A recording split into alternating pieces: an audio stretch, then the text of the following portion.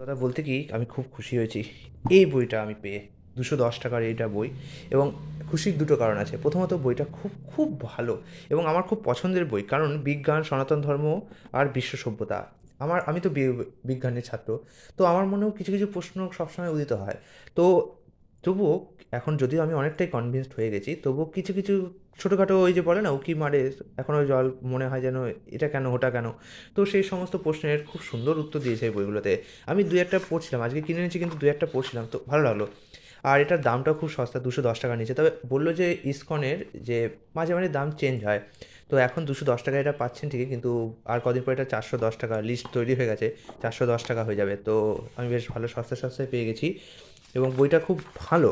এবং 210 টাকায় দেখুন বোর্ড বাঁধাই, বেশ মোটা। বাট একটা বইয়ের এই কারণে ভালো বা খারাপ হয় না যে বইটা বোর্ড বাঁধাই, মলাটটা চকচকে, তবে মলাটটা খুব যে সুন্দর বা নামটা খুব সুন্দর। একটা বই কখনোই তার মলাট বা তার চকচকে পৃষ্ঠা এই সমস্ত জিনিস দিয়ে মূল্যবান হয় না। একটা বই মূল্যবান হয় তার মধ্যে কি বিষয়বস্তু রয়েছে। এই কারণে কিছু কিছু বই খুব সস্তায় পাওয়া যায়, অথচ তার চকচকে মলাট, খুব ভালো বোর্ড বাঁধাই। আবার কিছু কিছু বই হয় খুব দামি, কারণ বইয়ের দাম নির্ভর করে যে যে লিখছে তার পরিশ্রম, তার গবেষণার উপর। কোনো একটা বই লিখতে গিয়ে যদি আমার 1 লাখ টাকা খরচ হয়, তাহলে আমি আমার বইয়ের দাম কি 100 টাকা করতে পারবো? পারবো না। আমাকে সেই বইয়ের দাম হয় বেশি করে কপি ছাপাতে হবে এবং তার ফলে আমি একটা ছোটো করতে পারবো, বাট সেটা ছাপাতেও তো আমার একটা কষ্ট আছে। তো অনেকেই ভাবে যে এ বাবা, এত পারমার্থিক বইয়ের দাম এত বেশি কেন, ভাগবতের দাম 7,000 কেন? তো দেখুন, কোনো জিনিস ছাপাতে গেলে কোনো জিনিস একটা কষ্ট তো আছেই, তার সাথেও সেটা বানাতে গেলে অনেকের পরিশ্রম আছে। তো ভালো জিনিসের দাম একটুই হবে। তবে হ্যাঁ, এটা আমি বুঝতে পারি যে ভাগবত বা আমাদের পারমার্থিক গ্রন্থগুলি খুব দামি এবং এটা সংগ্রহ করা খুব, কারণ বা মহাভারতের দামই তো 700-800 টাকা, এবং এটা সবার পক্ষে সম্ভব করা সম্ভব নয়। তাই আমি চেষ্টা করছি যে আমাদের চ্যানেলে আমি এই মহাভারত, ঈশোপনিষদ, বেদ, বেদান্ত, তারপরে ভগবদ্গীতা, শ্রীমদ্ ভাগবত, পুরাণ যত আছে, মানে সমস্ত ধর্মীয় শাস্ত্র গ্রন্থগুলি, আমাদের ভারতের পূর্ণ শাস্ত্র গ্রন্থগুলি আপনাদের জন্য ইজিলি অ্যাক্সেসিবল করে দেবো। সংস্কৃত শ্লোক থাকবে, আর নিচে থাকবে হচ্ছে তার তাৎপর্য, অনুবাদ, মানে যা যা আমার কাছে থাকবে। ঠান্ডা লেগে গেছে। তার জন্য অবশ্যই আপনাদের চ্যানেলটি সাবস্ক্রাইব করতে হবে। তো আপনাকে অনেকক্ষণ বিরক্ত করলাম, চলুন বইটিতে কী বিষয়বস্তু আছে সেটা একটু পড়ে শোনাই। বইয়ের বিষয়বস্তু পড়ে শোনালে সব থেকে বেশি ভালো করে চোখের তারা ভেসে ওঠে। আচ্ছা, এটাই পড়ি। আচ্ছা। হুম হুম হুম হুম। পৃথিবীর উচ্চতম পর্বতশৃঙ্গ এভারেস্টে পতাকা পেষিত করে বিশ্ববিখ্যাত হলেন এডমন্ড হিলারি ও শেরপা তঞ্জিং নোরগে 1953 সালে। এই সালেই আরেকটি অসাধ্য সাধন করে যুগ্মভাবে নোবেল পুরস্কার পান বিজ্ঞানী ফ্রান্সিস ক্রিক ও জেমস ওয়াটসন। তারা কোষের নিউক্লিয়াসের গভীরে আবিষ্কার করেন জেনেটিক স্ট্রাকচার, ক্রোমোজোমের ডিএনএ অণুতে সুসজ্জিত এক সংকেত লিপি। DNA, deoxyribonucleic acid, double helix প্যাঁচানো সিঁড়ির মতো। স্ট্রাকচারের এই আবিষ্কার বিজ্ঞানীদের কাছে এর মধ্যে সুবিন্যস্ত কোড বা সাংকেত লিপি পরীক্ষা ও আবিষ্কারের এক নতুন দরজা খুলে দেয়। শুরু হয় ব্যাপক গবেষণা। এখন আর অর্ধ শতাব্দী পর ডিএনএ কোডের সংকেত অনেকটাই উদ্ধার করতে পেরেছেন এর মনে করছেন বিজ্ঞানীরা, যদিও এখনও অজানা রয়েছে অনেক কিছু। এর ভিত্তিতে গড়ে উঠেছে বিজ্ঞানের নতুন শাখা, যেমন জেনেটিক্স, টেলিগনি, জেনেটিক ইঞ্জিনিয়ারিং। 2001 সালে মানুষের সমস্ত জিনের ম্যাপ তৈরি কাজে হাত দিয়েছেন বিজ্ঞানীরা। হিউম্যান জিনোম প্রজেক্ট সেই প্রজেক্টের নাম। উন্নত কম্পিউটারের সাহায্য নিয়ে উদ্ধার করার চেষ্টা চলছে মানুষের কোষের ক্রোমোজোমের নথিবদ্ধ দেহ তৈরি গোপন নকশা বা জেনেটিক সংকেতলিপি। যে অসংখ্য ইটে যেমন একটি সুবিশাল ইমারত তৈরি, তেমনি এক বা অসংখ্য কোষে তৈরি একটি জীবদেহ। একটি মানব দেহ প্রায় 100 ট্রিলিয়ন বা 1 কোটি কোটি কোষের সমষ্টি। প্রত্যেক কোষের মধ্যে থাকে একটি নিউক্লিয়াস, আর নিউক্লিয়াসের মধ্যে নির্দিষ্ট জোড়ায় ক্রোমোজোম। যেমন মানুষের দেহের কোষে 23 জোড়া ক্রোমোজোম থাকে। প্রত্যেক ক্রোমোজোমে রয়েছে প্যাঁচানো সিঁড়ির মতো ডিএনএ অণু। একে বলা হয় হচ্ছে নিউক্লিওটাইডের সুনির্দিষ্ট সাংস্কৃতিক বিন্যাসে যা গঠিত। সাম্প্রতিকতম প্রযুক্তি যেমন এক্স রে ক্রিস্টালোগ্রাফি বিজ্ঞানীদের কাছে ডিএনএ কোড মেকানিজমের গভীর বিস্ময় ব্যক্ত করেছে। বিজ্ঞানীরা যখন মানুষের ডিএনএ অণুর সংকেত উদ্ধার বা ডিকোড করতে শুরু করলেন, তারা সেখানে সম্পূর্ণ অপ্রত্যাশিত এবং অনবদ্য এক ল্যাঙ্গুয়েজ বা ভাষা বিন্যাস দেখতে পেলেন, যা প্রায় 300 কোটি জেনেটিক লেটার বা অক্ষরের সমষ্টি। ওই অক্ষরে রয়েছে বর্ণমালা, শব্দ, ভাষা সবই। মানুষের একটি কোষের ডিএনএতে রয়েছে 300 কোটি নিউক্লিওটাইড সিকোয়েন্সের ডিজিটাল কোড। এতে যে ইনফরমেশন বা তথ্য ধরা আছে সেটা 12 সেট বিশ্বকোষ বা এনসাইক্লোপিডিয়া ব্রিটানিকার 384 খণ্ডে যত তথ্য ধরা আছে তার সমান। অর্থাৎ ডিএনএ ইনফরমেশন ডিকোড করে ল্যাঙ্গুয়েজ আকারে লিখলে সেটা একটি লাইব্রেরির 48 ফুট লম্বা তাক ভরে দেবে। অথচ সাধারণ অণুবীক্ষণেও দেখা যায় না ডিএনএ। ওয়াশিংটনের ডিসকভারি ইনস্টিটিউটের the centre for science and কালচারের director doctor Stephen Meyer DNA information টেকনোলজিকে বিংশ শতাব্দীর সবচেয়ে অসাধারণ আবিষ্কারগুলির একটি বলে অভিহিত করেছেন।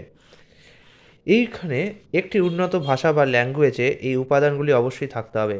বর্ণমালা বা অ্যালফাবেট থাকবে একটা ভাষায়, সংকেত লিপি বা কোডিং সিস্টেম, শব্দ বা ওয়ার্ড, সঠিক বানান বা কারেক্ট স্পেলিং, আর শব্দের দ্বারা অর্থপূর্ণ বাক্য গঠনের নিয়ম বা ব্যাকরণ। অর্থ মানে হচ্ছে সেমান্টিক্স, এবং একটি অভিপ্রেত উদ্দেশ্য বা ইনডিড পারপস। বিজ্ঞানীরা দেখেছেন যে জেনেটিক কোডের এই সমস্ত উপাদানগুলি রয়েছে। আমি একবার আপনাকে এটা বলে দিচ্ছি। যেমন বাংলা একটা অ্যালফাবেট আছে, অ আ ক খ। সংকেত লিপি আছে বা কোডিং সিস্টেম আছে, যে কীভাবে তারপরে তারপরে হ্রস্বই তারপরে দীর্ঘই। ওয়ার্ডস আছে, আপনাকে কোন শব্দ কোন অর্থ কোনটা যুক্ত করলে ওয়ার্ড পান, যেমন আমি, আম, ফল।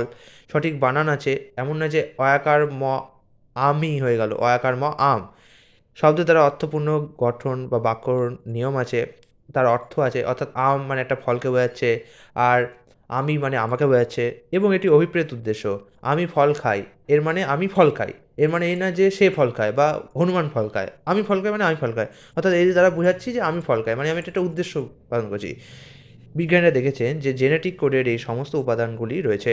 ডক্টর স্টিফেন মেয়ার বলছেন, the coding regions of DNA have exactly the same relevant properties as a computer code or language. Computer সফটওয়্যারে 0 ও 1 এই দুটি ডিজিটের বাইনারি কোড ব্যবহৃত হয়েছে। ডিএনএ হেলিক্সের পেঁচানো সিঁড়ির প্রতিটি ধাপ 4টি বেস দিয়ে তৈরি: অ্যাডেনাইন, থাইমিন, সাইটোসিন এবং গুয়ানিন। এদের বলা হয় নিউক্লিওটাইড।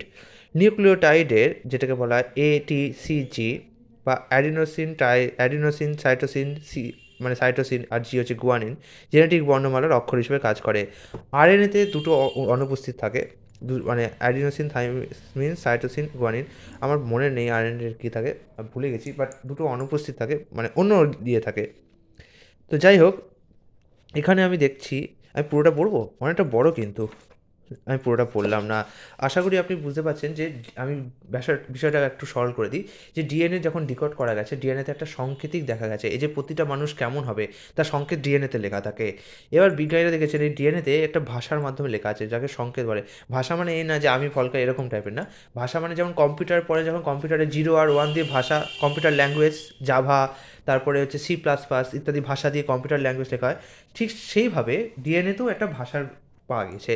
এবার আপনারা নিশ্চয়ই বুদ্ধিমান মানুষ এবং আপনারা জানেন, যখনই কোনো কিছুতে কোনো সৃষ্টি থাকবে তার মানে তার স্রষ্টা আছে। যেমন আপনি তো বলতে পারবেন না যে কম্পিউটারের ভাষাটা এমনি এমনি তৈরি হয়ে গেছে বা কম্পিউটার এমনি এমনি তৈরি হয়েছে। আজকের দিনে এআই হতে পারে যে নিজে নিজে ভাবনা চিন্তা করতে পারে, কিন্তু এআই এর ভাবনা চিন্তা করার ক্ষমতা এলো কোত্থেকে? অবশ্যই কেউ একজন তাকে ভাবনা চিন্তা করতে শিখিয়েছে বা কিছু একটা লিখিয়েছে তার ভাষাগুলোতে।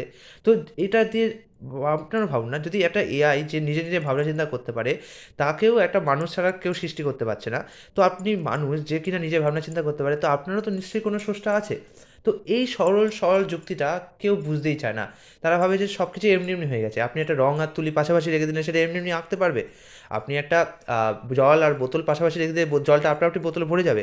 কে বিশ্বাস করবে যে আজকের দিনে যে কোনো জিনিস আপনা আপনি হয়ে যায় বা কোনো জিনিস শূন্য থেকে হয়ে যায়?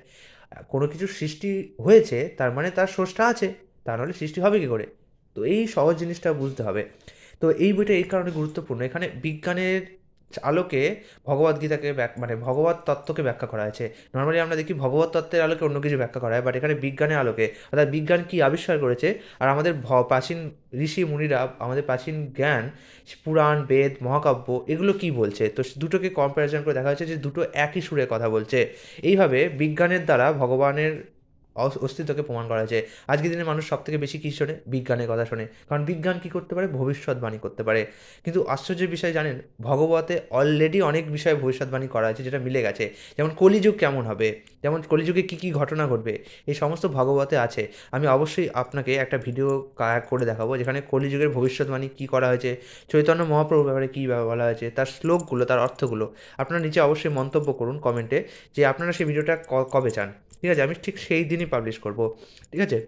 যদি কোনো মন্তব্য না আসে তাহলে আমি কয়েকদিনের মধ্যে চেষ্টা করব পাবলিশ করার। অনেকগুলো বই আছে সেগুলোকে কমপ্লিট করি।